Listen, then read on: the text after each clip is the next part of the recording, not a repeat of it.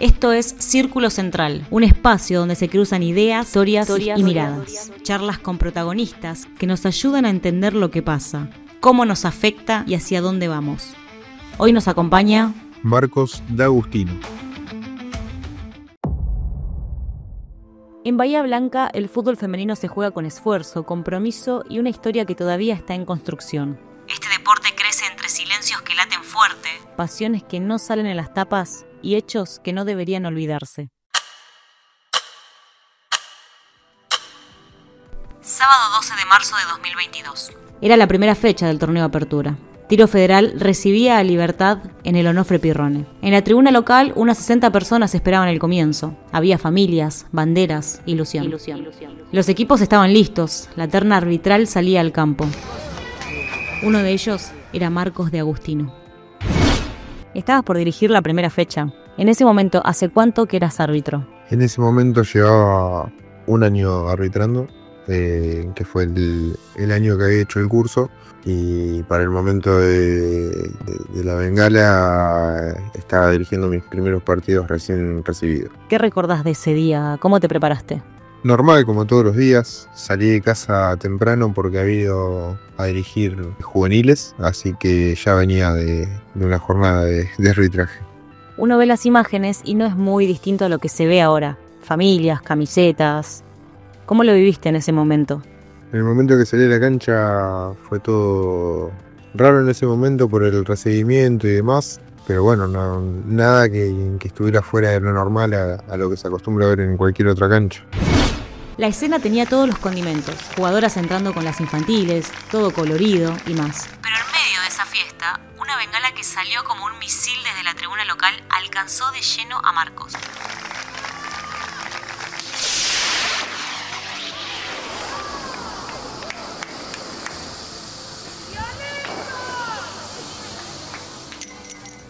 No fue un petardo, no fue una chispa, fue una bengala de mar, con capacidad de combustión y alcance para emergencias náuticas. ¿Qué sentiste en el impacto? ¿Qué pasó apenas te diste cuenta de que estabas herido? Cuando me impactó la bengala sentí como un golpe, pero en definitiva no sentí más nada que eso. Si bien en el momento no lo asocié con nada, salí y no tomé dimensión de lo que estaba pasando. En un momento empecé a ver una acumulación de sangre, me empecé a ver la ropa y estaba todo manchado y ahí caí en que habían tirado algo y me había pegado. Los primeros minutos fueron raros porque empecé a sentir un dolor gradual que fue de menos a más en cuestión de 2 minutos. Nada, si bien en ningún momento perdí el conocimiento, llegó un momento en donde empecé a sentirme mal, empecé a sentirme mareado. La vista se me empezó a nublar y ya de ahí empecé a caer en que estaba perdiendo mucha sangre. Lo primero que pedí fue que trajeran a mi hermana, que estaba en la tribuna. Llamé a mi mamá para que no se preocupara, porque iba a salir obviamente en las noticias y realmente por ahí ver la noticia de un momento a otro y no saber qué está pasando, para evitar preocupaciones y demás, la llamé para darle tranquilidad y que ya pudiera ella llevarle tranquilidad al resto de mi familia. Joaquín Serra, árbitro principal también de 21 años, reaccionó al instante. Asistió a Marcos, evaluó la situación y suspendió el partido. A minutos de arrancar el partido sale el equipo local con el festejo de la salida. Una bengala impacta a uno de los asistentes y doy por suspendido el encuentro. No había ni siquiera comenzado a rodar la pelota, pero la jornada ya estaba rota. El fútbol había perdido. Marcos fue trasladado al hospital. Allí le dieron los primeros auxilios. Las lesiones no eran solo físicas, había algo más profundo que había estallado ese día. Me causó un corte en la piel, en el brazo, y quemaduras. Nada, tuvieron que ponerme 9 puntos de sutura y bueno, nada, después seguir con la rehabilitación porque estuve con el brazo inmovilizado durante 3 semanas y bueno, ya después encima la recuperación. Las imágenes comenzaron a circular, videos caseros, celulares en la tribuna, posteos. no solo era el dolor, era también la exposición, el morbo, la repetición. Medios locales y hasta medios nacionales se hicieron eco del hecho. ¿Qué sentías esos días? Porque no solo estabas herido, también había un juicio público alrededor de lo que había pasado. Cuando sale la noticia, y nada, el primer tiempo no quería ni siquiera ver el video. Ya después, sí, lo he visto un par de veces, pero bueno, se pone la piel de gallina en ese momento. Porque recuerdo enseguida todo lo que pasó ese día y no es un recuerdo agradable. Me encantaría decir que no dejó nada, ningún recuerdo que afecte en mí, pero no, la verdad es que he tenido partidos de finales donde claramente el recibimiento de los equipos es mucho más efusivo que en un partido normal.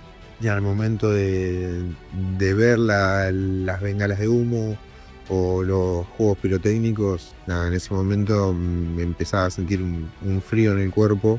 Y el trauma, digamos, del momento se hacía notar. Obviamente, de la fortuna que he tenido, me tocó pasar por muchos partidos de esos y con el tiempo quizás fue disminuyendo, pero cada vez que me encuentro con un recibimiento así, se vuelve un poco más complicado. El ambiente, al menos para mí, no por el peso del partido, sino por el peso del recuerdo.